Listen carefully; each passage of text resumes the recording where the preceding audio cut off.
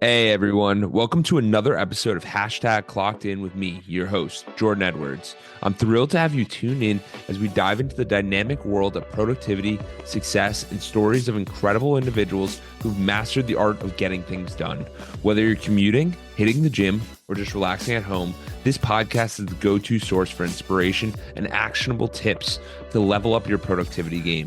I'm on a mission to unravel the secrets of those who seem to effortlessly manage their time and achieve their goals. So if you're ready to clock in and unlock your full potential, you're in the right place. We've got a lineup of amazing guests, industry experts, and thought leaders who will share their insights and strategies to help us crush your to-do list and make the most out of every moment. Get ready to get inspired, motivated, and equipped with the tools you need to supercharge your productivity. This is Clockedin with Jordan Edwards. Let's dive in. Hey, what's going on, guys? It's a special day today. We have Patrick Grimes. He's the CEO and founder of Invest on Main Street, which focuses on alternative investments and real estate. Patrick, how are we doing today? I'm doing great. Excited about talking with you today, Jordan. Yeah, we're excited to have you on the Clockedin podcast and hear more about your story and hear what's going on. So where does your story begin? How far back? So I was a military brat, born in Italy, bounced around the United States. So I actually went to school as a mechanical engineer and did pretty well in automation and robotics.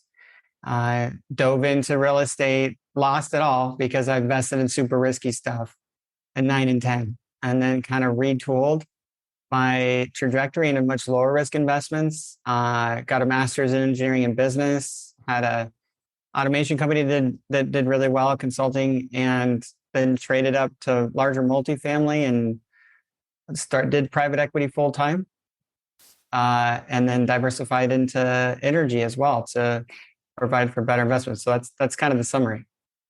Wow, that was a quick overview.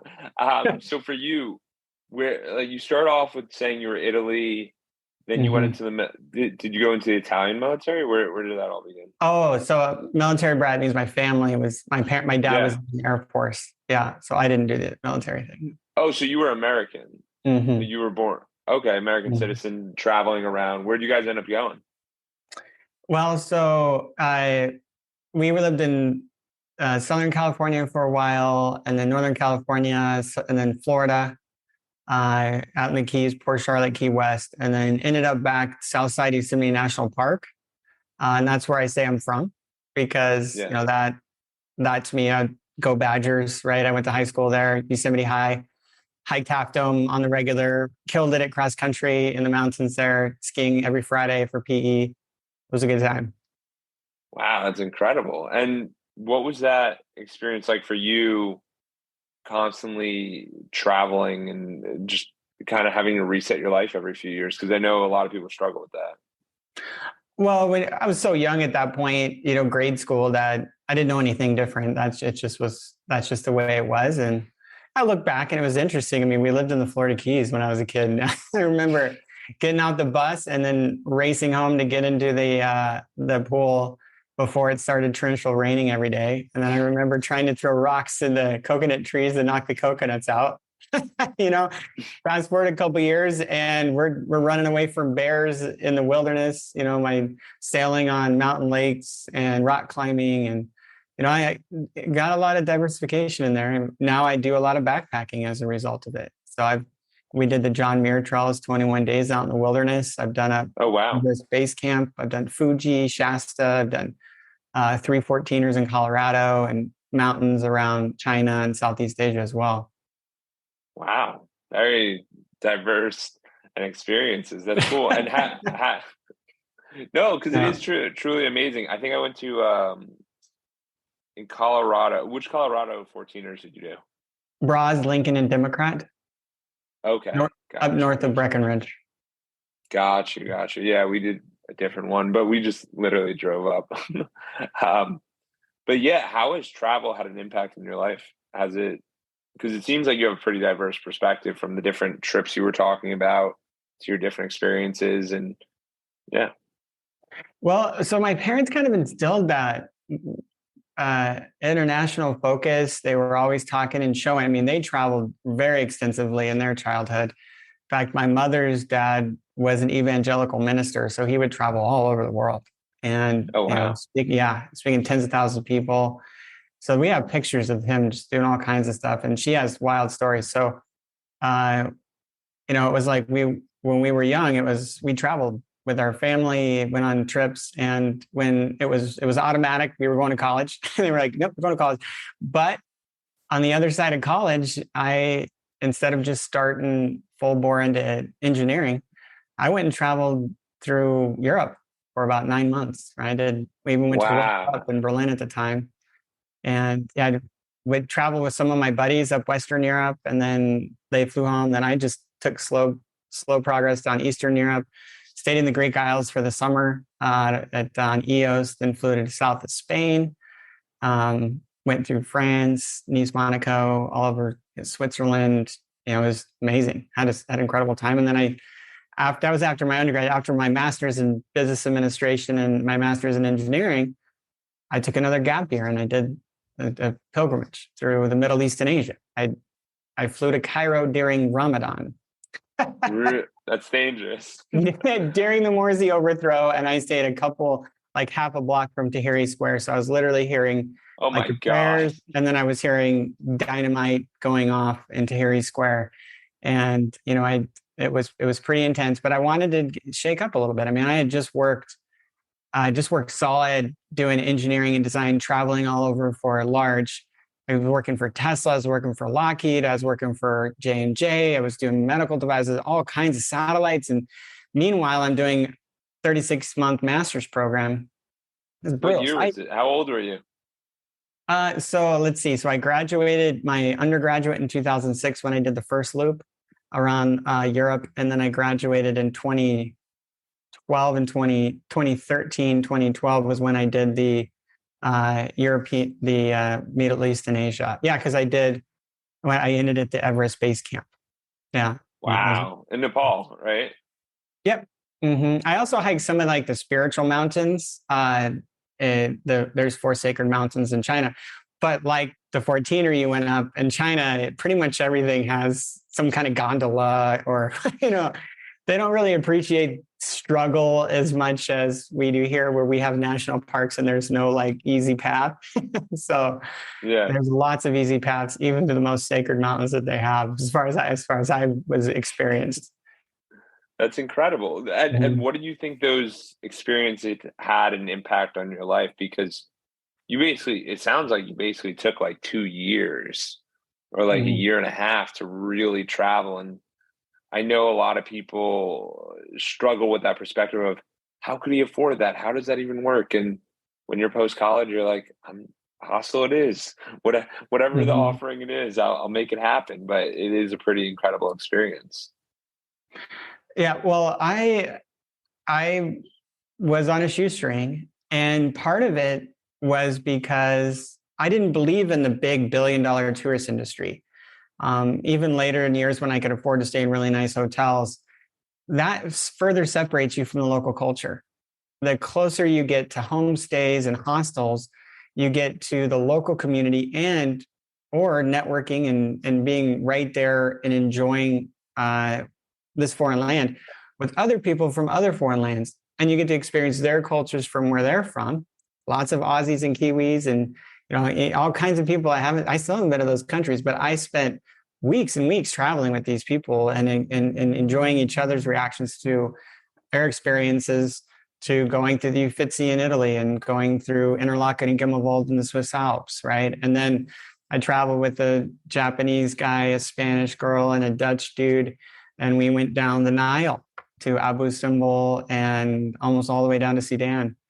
And so and then going through Jerusalem, stayed in the Church of Holy Sepulchre, went to the Dome of the Rock, and experiencing I really was, in climbing Mount Sinai, I really was awakened by being raised, in the way I was, kind of sheltered, that the very real cultures and how each of them have these very much loving and endearing aspects to them. even when I was in Cairo, the country was in upheaval, but every 12 times a day, everybody would lay down wherever they're at, even on a little tiny piece of cardboard. They would fast from sun up to sundown. Everybody would lay down and pray, loudspeakers. And it was such a cool thing to see an entire community so devoted. And then at sundown every day, the women cleaned off the streets.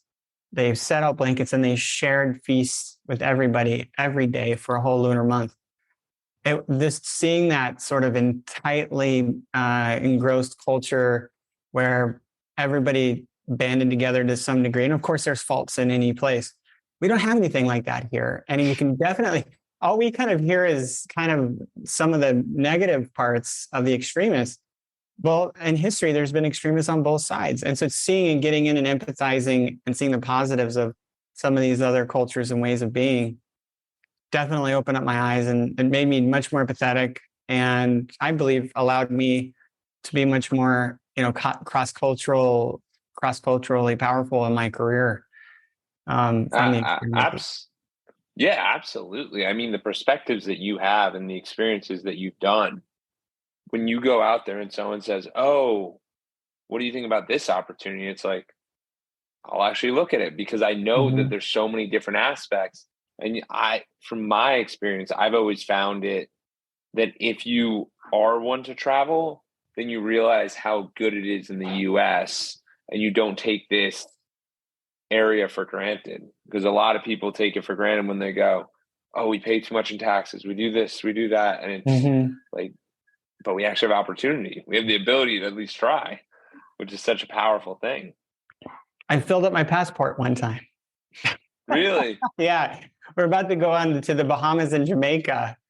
And I left the country one time before that. And I was freaking out because I wanted the guy to stamp the reference page of the passport. Because if he stamped the last pages, I might not be able to get my passport new one in time, or more pages added for my Bahamas and Jamaica trip. Yeah. And from a spiritual level, that's very powerful too. And most seeing, because there are many cultures, especially when you immerse yourself into the kind of the epicenters, you see what that can really mean. Whether it's I did Buddhist temple stays in Southeastern Asia, and you see how they meditate, they calm, and the peace, the way that they handle themselves was incredible. Stay in the Church of the Holy Sepulchre, the holiest place of Christianity, stayed a night inside. And wow. Yeah, where actually, is that? Matthew, Mark, it's in Jerusalem. Okay. And within the walls is the celebrated place where Jesus was crucified and rose from the grave, Mount Golgotha. Oh, I've been there. Okay. Okay, yeah. And so it was interesting because actually an Islamic family locks you in at night because the 13 sects of Christianity can't agree on, they're obviously fighting. So they gave it to an Islamic family, which controls the key to the holiest place of Christianity. It's kind of ironic, right? But walking and listening to these stories I had heard my entire life, reading these stories and kind of walking on that place, and then seeing all the different celebrations, going to the Western Wall of Judaism, hiking Mount Sinai in the Sinai Peninsula, right? And then going to the Baha'i faith, which is an amalgamation. I went to the Baha'i Gardens in Haifa, where it's an amalgamation of all the religions. And they take kind of pick and choose the sayings from various prophets of basically all the prophets from all the religions. You're like, wow, these guys are really working hard to piece together what they feel like is like the most peaceful version. That kind of experience definitely contributed to certainly the appreciation and empathy that I had for cultures and the patience that you get trained over living in plasticity required to survive, and you're sick like the entire time through some of these, because the food, you're just not used to it. So I ended up married. When I met my wife, she's actually from China. And oh, wow.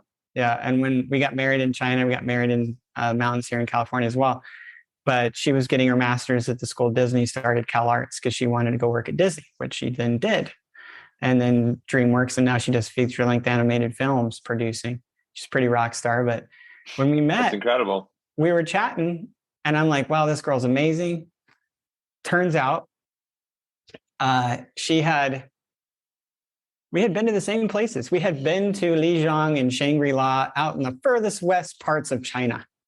and we liked similar foods. We like the Chongqing hot pot. We actually had similar palates, and I actually didn't know anybody else that had they didn't even knew what those were in America. Yeah.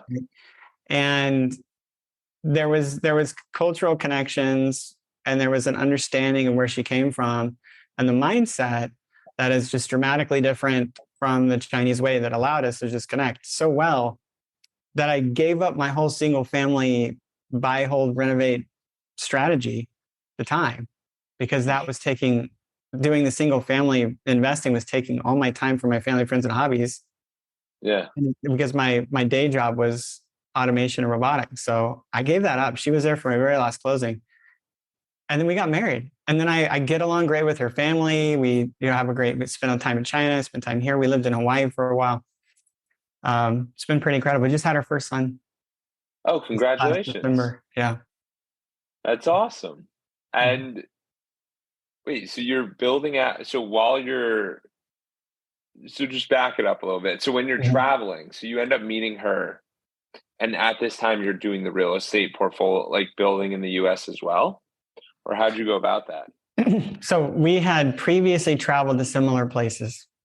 Fast forward, I'm doing automation and robotics. I had just finished my master's program in engineering in an MBA.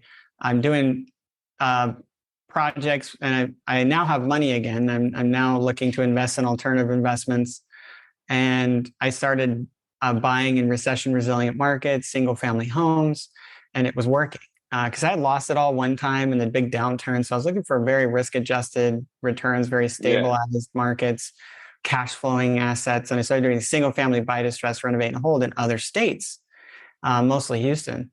And that time, like I met her in Studio City, where around where all these studios are, at a pool party. We hit it off, and we just happened to have this person from another country that had spent time in China and Vienna working, and then moved to go to this master's at the school Disney started, CalArts. That's when we met and hit it off. And it was so powerful. We got along so well, but I was not available because I was spending my days at this demanding job and my nights trying to slog it away at single family investing, that I just gave up the single family thing. And then after that, I traded to larger private equity multifamily. And that's what allowed me to scale in a way where I could still enjoy time with my family, friends, and hobbies. So let's dive into the single family. When you were doing that, how many properties did you get it up to? And like, what was really the crux that you were struggling? Was it the rehabs? Was it the management? Like, what was really holding it back for you? If you go, Patrick Grimes, Forbes, and then I would look at two articles for those that want to hear kind of the full analysis. One is single family versus multifamily, and the other one is in accelerating retirement, and the other one is asset protection. Because those two articles kind of reveal what I believe to kind of the fallacy of the hype around single family in my world. Because I got burned doing residential pre-development single family because I was personally guaranteeing loans. But when you get into single family buy distressed, like the TVs are all saying, the gurus are all saying, hey, you can make a quick 20 or 30 grand if you buy a property and then you fix it up. But if you got a full-time job, you're not the person that knows what those properties are, how to find the best deals.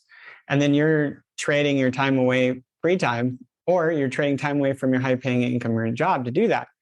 Meanwhile, what the gurus are asking you to do is put it in your own name so that you can get the best debt product, right? I mean, the best, and then sign on the debt in your own name and hope you get through it before the economy crashes, right? Again. And so I realized that the bigger the portfolio, you have all these in your own name. So you're kind of cross-collateralized like I was in 2009 and 10. If the market falls, if everything's in your own, then we come after you personally.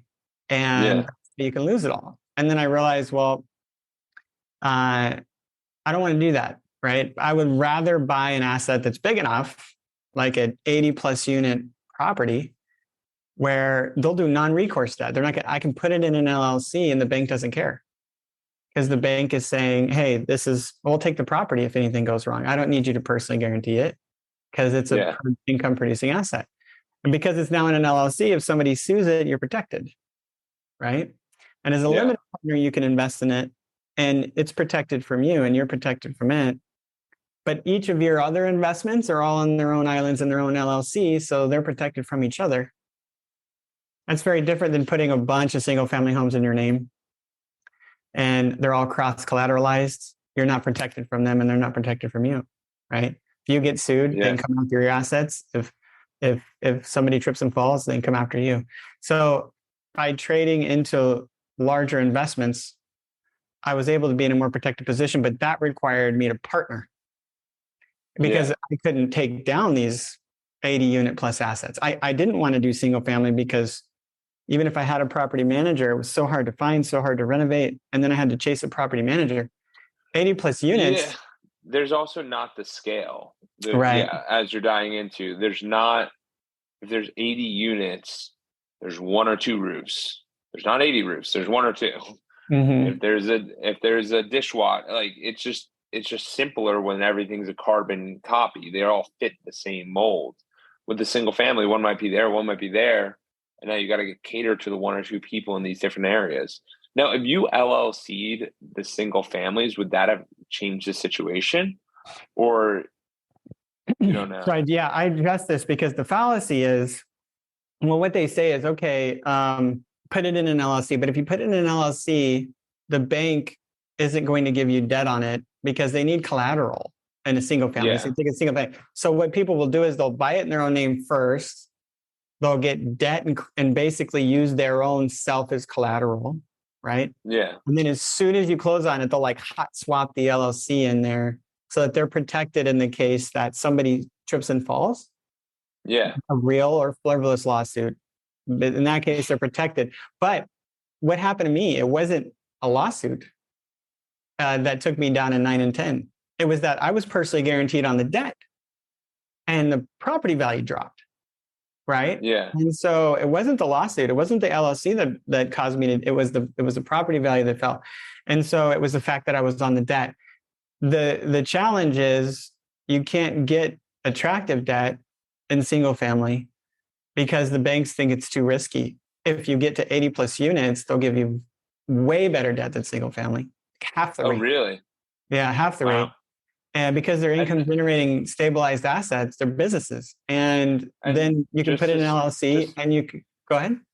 Yeah, I was going to say, just to slow it down. So like to explain that, just so that all the listeners know, like if it's a single family, let's say right now, the interest rate's at 6%. Are you saying for an 80 today, they would be at like 3%? Is that what you're saying? Or is that? So the interest rates have shifted recently. Okay. So we did just lock in. There is one deal that we're looking at is a 2.5% HUD loan, right? It's a 40%, it's a 40-year loan, large 300 unit. So you can get that debt, right? You can get even lower debt.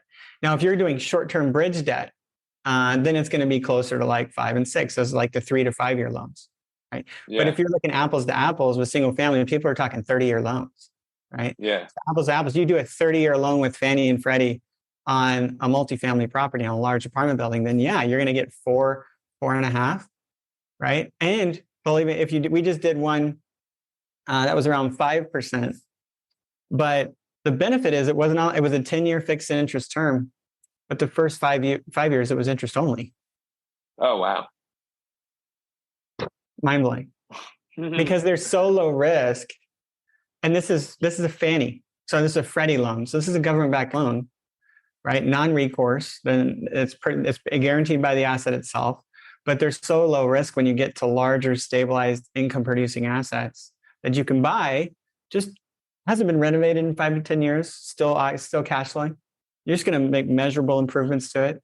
Keep it cash flowing the whole time as people move out. You can buy it, keep it stabilized, keep it cash flowing. But you can dramatically increase the value by bringing up the rents 200-300, get it back up to market. So much so you can usually pull your capital out in a couple of years, but then you still own this asset. Now your capital's in another deal. Right? And just for the listeners, the value of the property is based on the rents. So as the rents rise, you're in control of you're in control of it. So if you raise rents, that means value increases. Is that what you're getting at?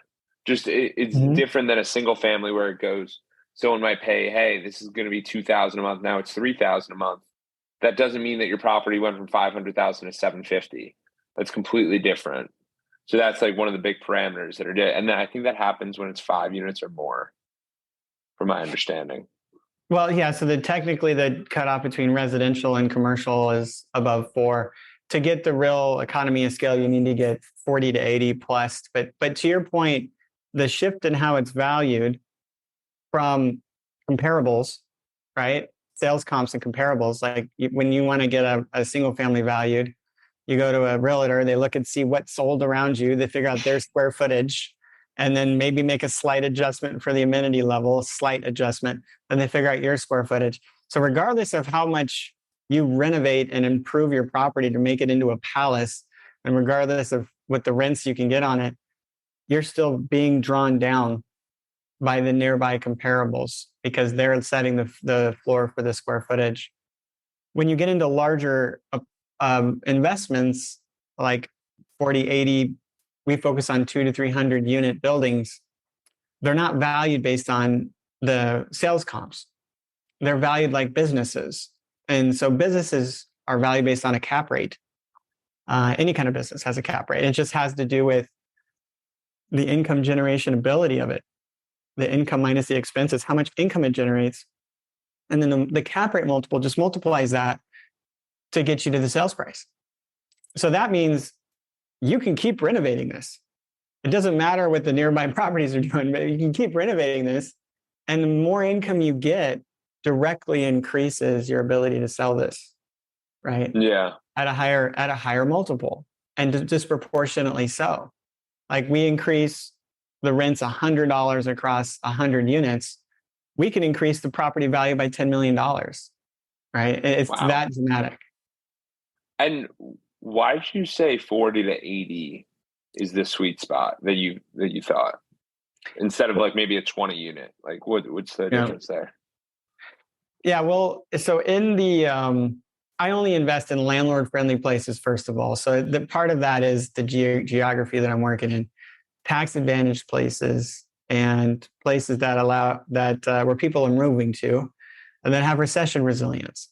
So that kind of throws out the West Coast. It kind of throws out the Northeast Coast, right? It kind of leaves you with some locations where the analytics have said in the past you've seen stabilization through downturns, especially in our 20 to 50-year-old workforce housing. And in the past, we currently see legislative friendly laws, people moving to town. Now, in those specific markets, the economics around the southeastern states and Texas, right, are that you can't really afford on-site leasing and you can't really afford on-site maintenance until at the very least you get 40 units. And then still the burden of the full-time staff is a little high, right? And then so your property management fees, and can be in like single family. So they're taking like they're like 10%, right? Taking a whole month's rent away from you, right, per year. So it's still that case when you're like at 20 units, and it's like sometimes 12%. It can be even higher. But by the time you get to 80 units, it drops. Something dramatic happens. It drops like 4%. And then by the time you get to 200 to 300 units, it drops to like 3.5%, 3%. In fact, most of our deals are all 3% of your expenses for property management. It's because you get economy of scale. You got all these people living on site. Not only are they there 100% of the time looking after your asset, making sure it's repaired, and then they're calling you and assembling reports for you on Monday morning instead of you chase around and dealing with the calls like you do in single family. But you have the control to be able to have your own renovation crews and get everything specifically to spec, test different renovations, and then do a rinse and repeat because all the units are similar. And then when you go to execute your plan, you're not just buying one set of cabinets or one set of washer, dryer, appliances, and flooring. You're buying 300 or 200 or even 40. The economy of scale is that I used to spend 20 to 30 grand to renovate single family homes in Texas. We're spending $6 grand $7,000, Oh, wow. Really? $8,000 per unit in a 300 unit complex, because we have crews that we buy everything at hundreds, economy of scale. And then we have renovation crews that can be very efficient, just chucking through the units as they open So up. now a washer that's usually $800 to $1,000, with me ordering 100 or 200 of them, I'll get a discount on that. Yeah. Is that what you're saying? Dramatic discount. Yeah. What would the dramatic be? Like 400? Well, so we can do an entire appliance package for like anywhere from 12 to 1,600. So that's like Wow. Yeah, that's your oven, your refrigerator, your microwave, everything that you need inside the kitchen. Wow. That's fast, because they can just place that order individually and build it as they are. And we they buy don't have to wait on sale. containers of like hard Yeah. countertops, right? You're spending like, $2,000 to $4,000 just on materials. We're looking at $400 for quartz countertops installed. Oh, because there's so many of them. Because we'll buy containers of them from like Vietnam, and then we have our guys that are our staff doing them over and over and over again, and they get really darn efficient.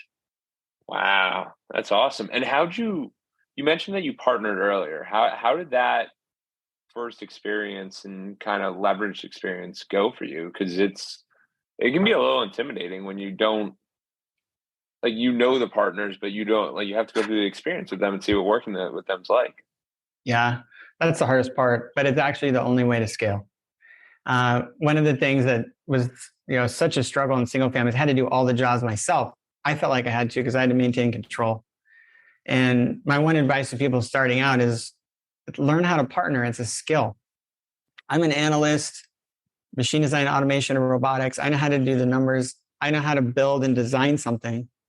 But like the ongoing day-to-day property management, that takes more of the CFO process-oriented guy that wants to take things from 90 to 95 to 98 to 99.99%. And that's really where they're focused. I want to get in. I want to find an investment. I want to analyze it. I want to do the due diligence. I want to structure the investment and put everything together, raise the capital and get it going. But I need some other person that's not the machine design mentality analyst to take it to conclusion. And that part is what it was a bear for me. Partnering with somebody who had decades of experience in the markets I'm at, property management, vertically integrated, has relationships, was very valuable. On the acquisition side, finding a partner that knows the brokers. It's known the brokers for 10 years, right? This worked for a large institution, but wants to break out and put together a private equity firm. Those are the kind of partners that find deals that I otherwise wouldn't have found, that have known the brokers for a long time, that are part of this old boys club. And those are the kind of partners that have been incredibly helpful. I was a lot more efficient than me flying around constantly trying to do all the jobs. If I can focus on my superpower. It wasn't easy. In fact, from the time that I said, it was like 5 years from the time that I stopped doing single family that I actually got into my first multifamily deal. Oh, wow. And I took a couple years off, right? I got married in the mountains above Los Angeles in Big Bear, and then got married in Beijing. And then when I said, hey, look, I'm going to go do this, I'm going to scale into larger multi, it was 2.5 years before we actually closed on our first deal. That was a lot of hustle. We traveled, my wife and I, a lot. We analyzed all kinds of due diligence, met with dozens of potential partners, got really far into deals before we realized the true nature of their mindset and mine, my risk aversion versus theirs, how aggressive they are. And it took a long time before, and constantly coming to the table and working with people that had a lot of experience, figuring out how I could add value to where one was finally like, I just kept bringing deal after deal. One was finally like, hey, let's do a deal together. And that after we bang that deal out, and then it was just deal after deal after deal ever since then. So, but it took a lot. Oh, that's incredible. It's incredible. And I appreciate you sharing that. It's not always easy. It takes time, and everyone wants everything really quickly. And you're like, yeah, I came up with the idea, and that was 2.5 years later that there was actually some movement on it, because it's just, that doesn't mean that day in and day out you weren't looking on Zillow or looking on these different platforms, learning about where to locate, and it takes time. And that's a very different, at that time, were you doing your full-time job as well? Yeah, absolutely. In fact, I didn't exit the engineering consulting, which turned into consulting. In fact, during COVID, I was doing COVID test kit assembly systems. I was stoked about it. We were living in Hawaii. I was flying out all over California, meeting with different medical device companies and helped them build automated systems to produce millions of COVID test kits. And that was great because I pivoted back into that when things slowed down in real estate, but it was really cool to be involved. But I'm completely out now of the engineering side. And it's a better life for my family on the private equity, and not only in real estate, but also in the diversification into energy, right? Other non-assets that don't rise and fall together. So, Yeah, yeah. and this is something interesting because Patrick is one of the first people that I've had on the podcast, and I've had 100+ people that talks about this energy investing. I've never heard this this is very new to me. So that's why when Patrick was talking about it, I was like, we need to hear more. So tell us what's going on with the energy. What exactly is it, and how does it work?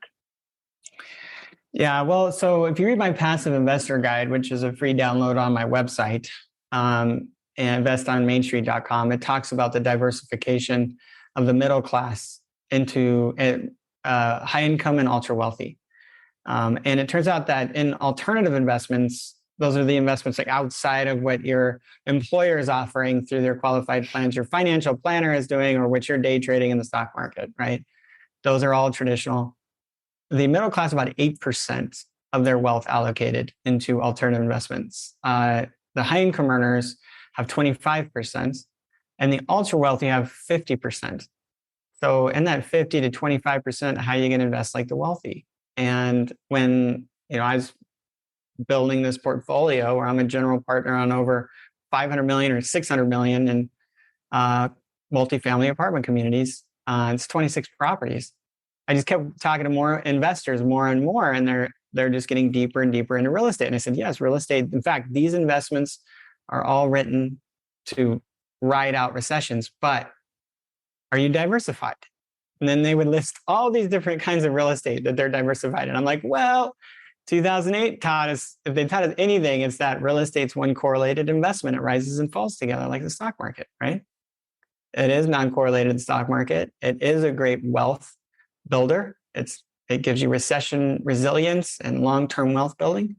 But what about one day when the real estate market's down again and the stock market's down at the same time? What are you going to do? What about today? That's today, right? But what is appreciating? What are the assets that are not rising and falling with real estate that ride completely different economic curves? That might be in a super cycle, might be growing right now.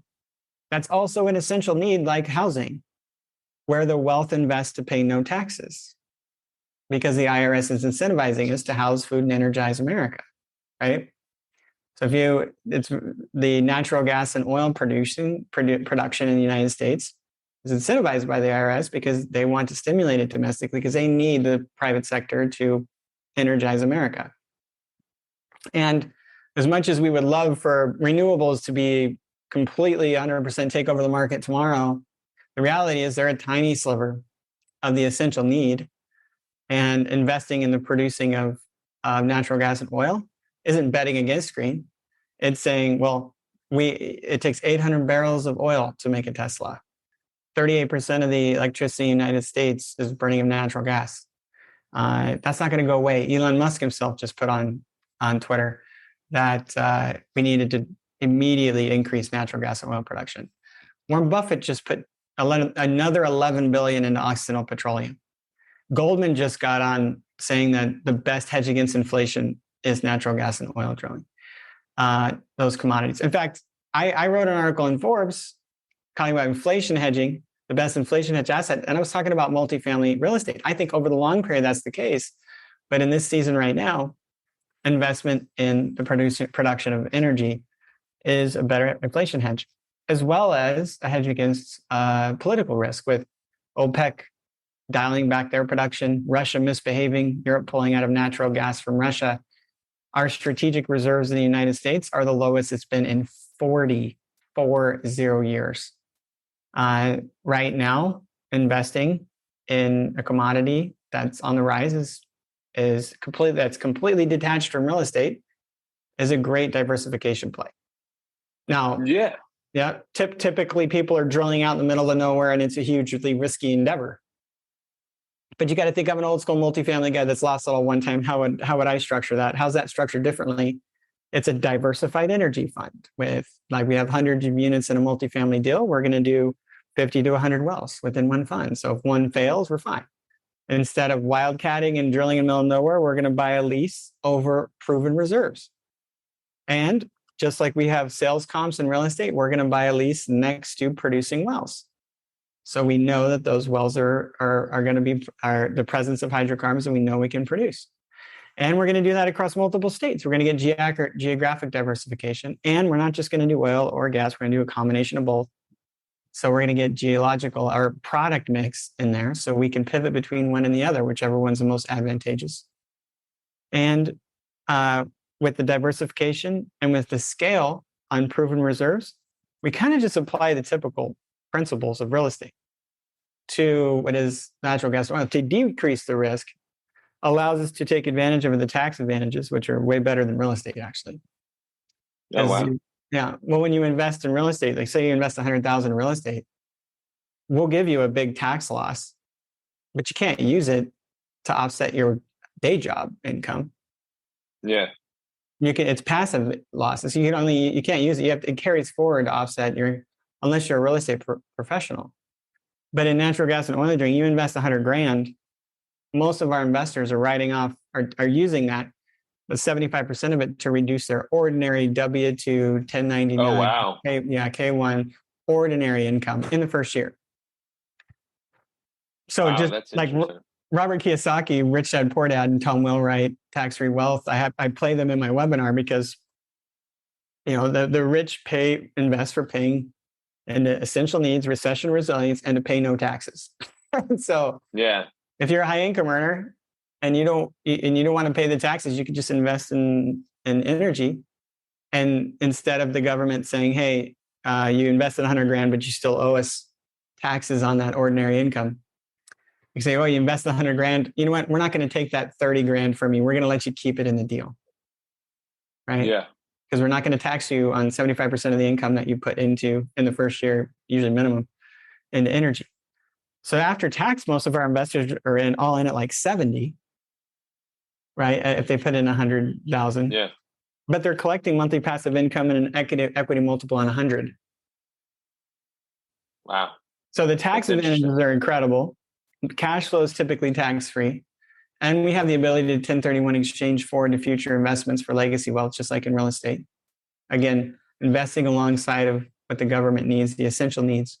It's not a political conversation. This is purely just investing alongside of what the government is needing for the country to survive. Housing, food, and energy, right? So yeah, no, it's definitely a completely different perspective than most people take on the approach. So it's very interesting. It's not the journey for the lowest risk deal, or else we'd all be in annuities or buying bonds, right? Yeah. It's the risk. It's the journey for the lowest risk portfolio, right? Through investing into non-correlated investments or investments which are not all down together, potentially not all up together. Yeah. No, it is really, really interesting because it's something that I haven't heard about. And where are you guys all partnering in that well deal, or how does the well diversification occur? Yeah. Well, if you go to investonmainstreet.com, and you'll see right at the top, there's a multifamily apartment building in Atlanta investment, and there's Diversified Energy Fund, and it's a $200 million fund. You can watch the webinar. We go through all the specifics. It's structured very similar to a multifamily deal and how the returns and the exit and all that plays. It just happens to take advantage of a different essential need. Instead of building units or renovating units, we're drilling sequential wells, value add in the same way, right? And you can invest directly into the investment and immediately receive ordinary income runoff for 2023. Absolutely. And where can people find more about you and learn about what you're up to? Obviously, it's Invest on Main Street. I'll throw that in the podcast description. But yeah, is there anywhere else or anything you want to share with anyone?